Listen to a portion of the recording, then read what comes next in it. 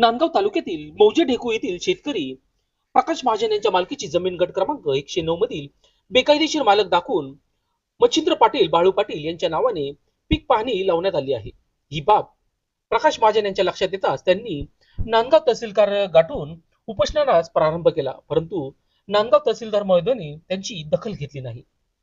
महाराष्ट्र राज्य उपमुख्यमंत्री देवेंद्र फडणवीस यांच्या सेक्रेटरी यांना देखील चुकीची माहिती दिल्याने प्रकाश महाजन यांचा राग अनावर झाला व त्यांनी जोपर्यंत तहसीलदार महोदय समक्ष येऊन केलेले खोटे पंचनामे रद्द करत नाही तोपर्यंत नांदगाव तहसील कार्यालय इथून हलणार नाही व उपोषण सोडणार नाही ही ठाम भूमिका घेतल्याने नांदगाव महसूल प्रशासनाची दमछाक झाली आहे.